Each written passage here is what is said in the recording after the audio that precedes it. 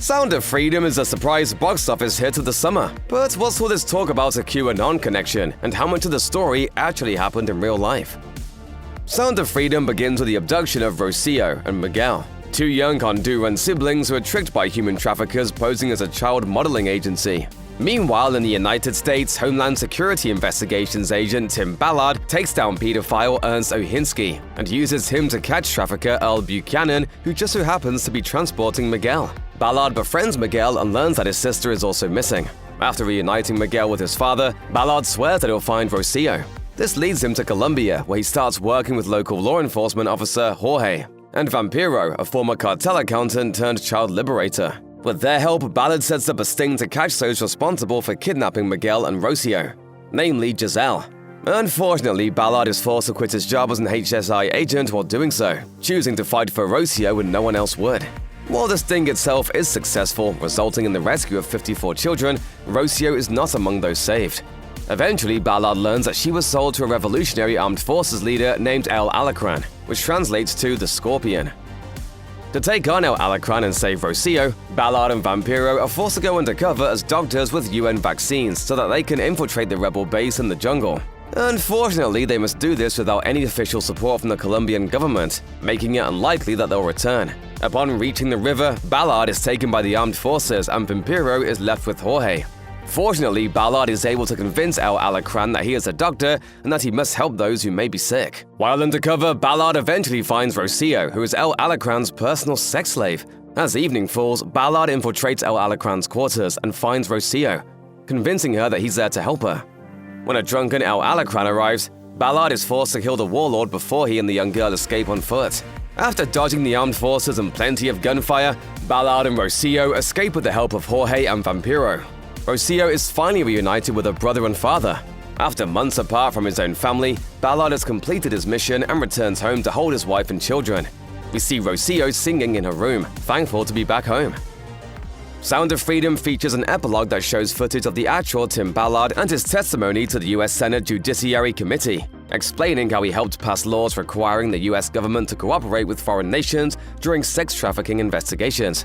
Text on screen also states, "Human trafficking is a $150 billion a year industry. The US is one of the top destinations for human trafficking and is one of the top consumers for child sex. There are more humans trapped today in slavery than at any point in human history, including when slavery was legal. Millions of these slaves are children." Actual figures concerning human trafficking are hard to come by, but these statements are backed up by some data. In 2019, The Guardian reported that over 40 million people live in modern-day slavery, based on data from the United Nations International Labour Organization and the Walk Free Foundation. While not all of that is sex slavery specifically, that is certainly a component of human trafficking. Additionally, UNICEF reports that the US is considered one of the top destination points for victims of child trafficking and exploitation. As the film's credits roll, actor Jim Caviezel, who plays Ballard, encourages audiences to share the movie with others, saying he hopes that this story, like he says Uncle Tom's Cabin did with legal slavery prior to the American Civil War, might spark a resolve to help end human trafficking once and for all. And you can send the message that God's children are no longer for sale. There's no question that the fictionalized Tim Ballard in Sound of Freedom did the right thing by searching for and rescuing young Rocio. No one else was coming, and if he didn't do it, then no one would have. But why did he have to quit his job to pursue her rescue? Couldn't he have just asked for time off? In the film, Ballard and his superior Frost work alongside the Colombian government to organize a raid that will bring Giselle and the other traffickers down. But since Ballard's over-budget mission wasn't sanctioned by the US government, Frost was forced to end it. Rather than accept defeat, Ballard quits his job, with his wife Catherine's blessing, to return to Colombia and see the sting operation through. You quit your job, and you go and rescue those kids. Had he not quit, he would have been forced to return to his usual HSI duties, ultimately limiting how many children he could save. With his newfound freedom, Ballard worked alongside the Colombian authorities to organize the raid, which eventually leads to Frost convincing the US Embassy in Colombia to offer their support as well. It's certainly a risky move for Ballard to quit his consistent job for this mission, especially with a half-dozen children at home to care for.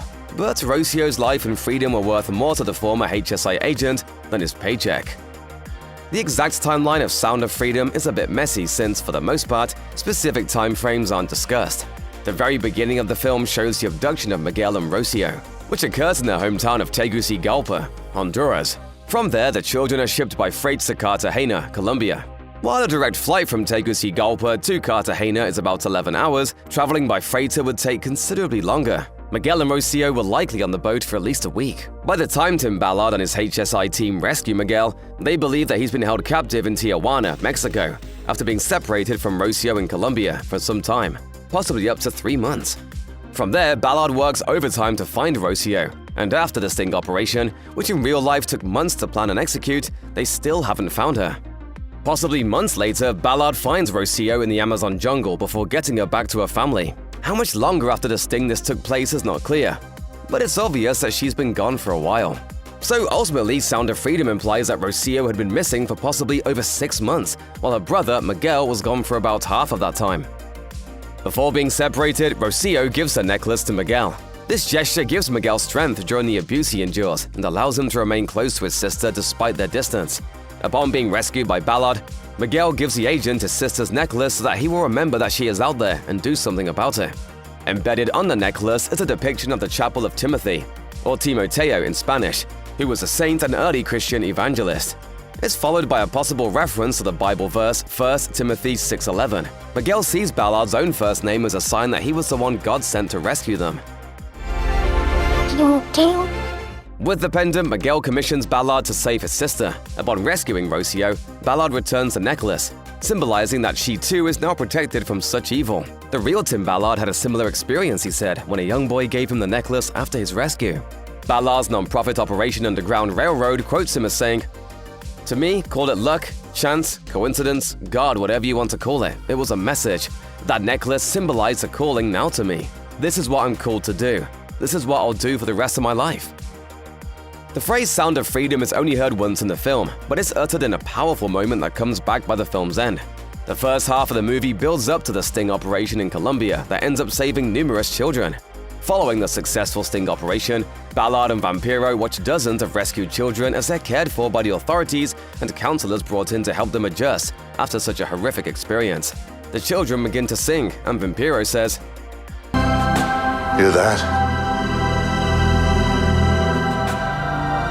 That's the sound of freedom."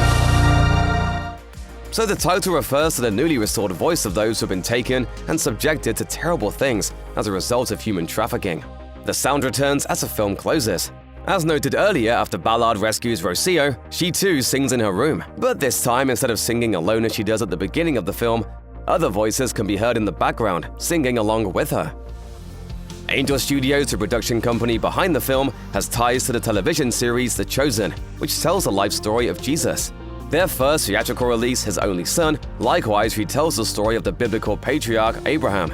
So many have wondered if Sound of Freedom is also a faith-based production. The real Tim Ballard is Mormon. Star Jim Caviezel and director Alejandro Monteverde are Catholic. But the movie itself isn't a religious drama. It's actually rated PG-13 for violence, smoking, and drug references, and some language, along with thematic reasons. Aside from quoting Luke 17:2 and the tagline, "God's children are not for sale," the movie doesn't venture any further into Ballard's faith. Sound of Freedom is Angel Studios' second theatrical release, and it seems to have proven that independent features can thrive at the box office through grassroots and word-of-mouth marketing strategies. Undoubtedly, the faith-based audience has been invaluable in making that happen and has certainly impacted Sound of Freedom's box office success. But again, Sound of Freedom is not a faith-based drama. In fact, the movie was originally set to be released by a Fox subsidiary before the studio was bought by the Walt Disney Company. Since the film's release, many have claimed that Sound of Freedom is a QAnon-adjacent thriller, with considerable ties to the conspiracy theory. But the film itself never mentions any conspiracy theories, let alone QAnon. The thriller was actually completed back in 2018, shortly after QAnon adherents started gaining recognition in the news. For the most part, the film simply highlights the very real horrors of human trafficking and raises awareness for the issue. So why do people think it's associated with QAnon? It has to do with the people involved in the film. Ballard himself has promoted QAnon theories. So too is the film star, Jim Caviezel, best known for The Passion of the Christ and Person of Interest. Since 2021, Caviezel has expressed his belief in QAnon conspiracy theories centering around adrenochrome, a chemical compound in the human body that QAnon adherents believe is harvested from trafficking children by wealthy elites for its supposed de-aging properties. There is no evidence to support this theory. The adrenochroming of children, look, where we're at right now, hopefully we need your prayers. Neither Ballard's nor Caviezel's personal politics play a role in the film at all, although the subject matter of Sound of Freedom, child trafficking, is a main talking point of QAnon believers. No QAnon theories are mentioned in the film, but Ballard and Caviezel's involvement, as well as the QAnon community embracing and promoting the film, has led commentators to make the connection. Sound of Freedom is loosely based on a true story, but doesn't strictly follow the facts. In an effort to tell a compelling story while raising awareness on an important issue, co-writer and director Alejandro Monteverde embellished Tim Ballard's real-life adventures for the big screen, with Ballard's permission, of course. Operation Triple Take, the raid in Colombia that rescued more than 50 children, really happened, led by ICE, Homeland Security Investigations, and the Colombian Attorney General's Special Criminal Investigative Unit, in collaboration with the Colombian Navy and Coast Guard, and non-profits breaking chains and Operation Underground Railroad. OUR confirms that Vampiro is based on a real ally of Ballard's, and though he wasn't involved in Operation Triple Take, he did lead another mission in Colombia the same day. Miguel and Rocio are likewise based on real victims of human trafficking, though the real child Ballard dropped everything to search for, a young boy named Gardy, has yet to be found. The organization also said Ballard never went into the Amazon on his own to rescue a child, nor did he kill anyone. And while the real Ballard did go undercover as a doctor, it never resulted in a child being rescued. OUR also explains that the film erroneously depicts child sex trafficking as predominantly fueled by kidnappings, while in real life many children who end up in sex trafficking are groomed by adults. The film's depiction of Tim's arrest of Earl Buchanan is also subject to controversy as to its accuracy. While Sound of Freedom does take a strong stance against a heinous real-world issue, many of its most exciting sequences are the stuff of Hollywood spectacle. If you or someone you know may be the victim of child abuse, please contact the Child Help National Child Abuse Hotline at 1-800-4A-CHILD, 1-800-422-4453, or contact their live chat services.